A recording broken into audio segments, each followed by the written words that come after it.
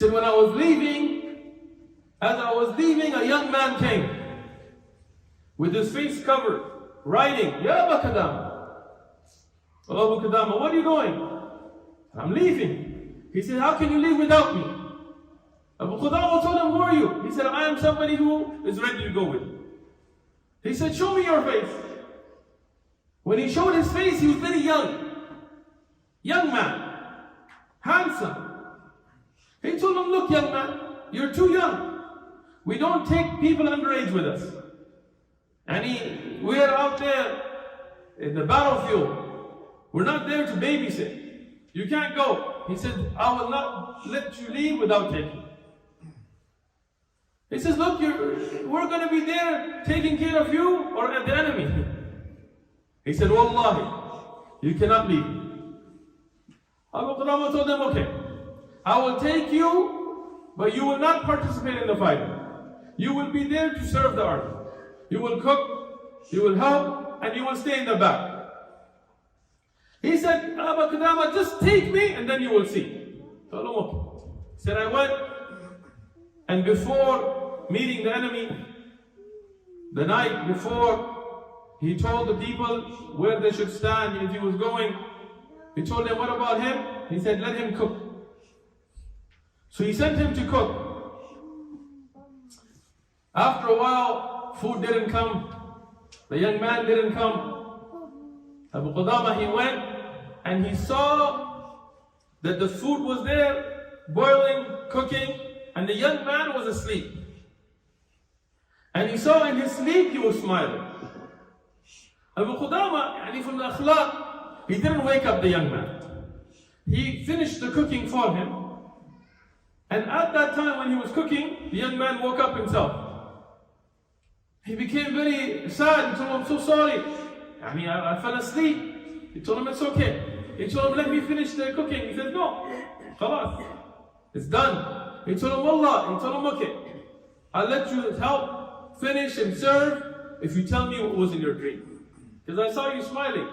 He says, leave that between me and Allah. Leave that between me and Allah. He told him, no, you have to tell me. He said, I saw in my dream my place in Jannah. And I saw from the Hur al-Ain. And she told me, I am your wife that Allah has assigned for you. You will not get married in this dunya. I am the wife that Allah has assigned for you. He said, when I saw her, and I saw that Allah has assigned her, I went towards her, and she told me, Ya Muhammad, no, not yet. Said, you will meet me after iftar tomorrow. And we will make iftar together tomorrow. He said, I went towards her, and as I did, I woke up. So young man, he said this story, Abu Qadama, he smiled with him. And the next morning was the battle. Fierce battle. The different lands of Muslims were being attacked by a cruel enemy. And at that time Abu Qadama said, during the battle, I was looking to make sure this young man stays back. When I looked, he was not in his place.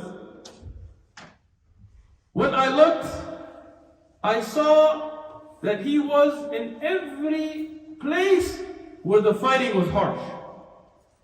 He said, when this young man who had no experience in battle, who was not trained, he was not strong, he was not physically very big, he was not somebody who you would see and assume that he can defend himself even, but you saw him defending others. When the Muslims would be attacked from a side, you would see him taking on the wounds, being cut, being injured, but defending Islam, defending the Muslims. And every side I would look, I would see him. Every time I would see the battle get harsh, I would see him in the middle of it. But as the battles of the time with swords and dust would raise, I lost track of him. After Allah subhanahu wa ta'ala granted us victory, when Allah subhanahu wa ta'ala granted us victory to Islam, to the Muslims, I went around trying to find this young man. I asked the people, did you see the young man Muhammad? They said, who is Muhammad? We don't know this young man. He was not well known. He said, I kept looking until I heard somebody call out to me, Ya Aba Qudama. I saw it was the young man. Torn, tattered, injured, bleeding, cut, dying, shaheed. He told him, Ya Aba Qudama,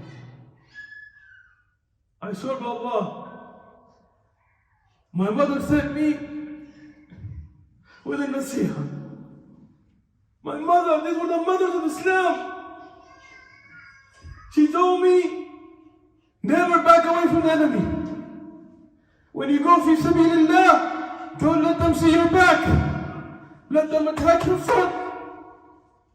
And never cower.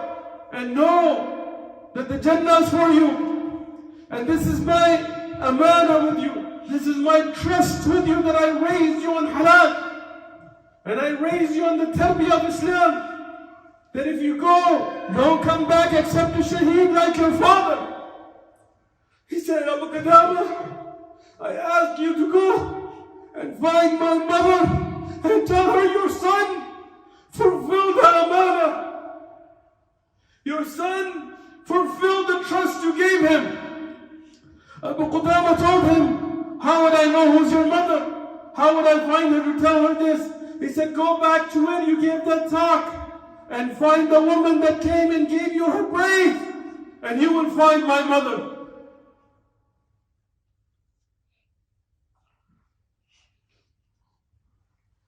These were the people of Islam. These were the people that gave izzah to the ummah. These were the people that gave nusrah to the haqq, who carried the Quran or Sunnah upon the way of the Salaf of the Ummah, who stood firm on the Aqeedah. These were the people that Allah subhanahu wa ta'ala made futuhat through them, opened land through them, put Islam as the top through them. And today, we wonder what happened to us.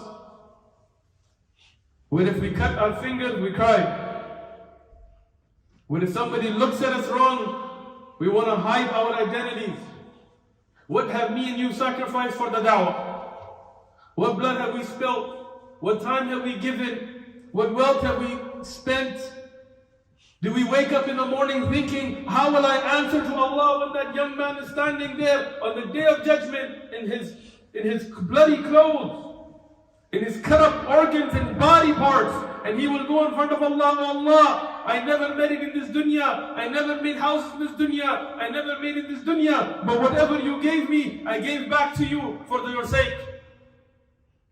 And when we go for account with our millions of dollars, and our houses, and our cars, and our luxury lifestyle, and Allah asks us, what did you do? You!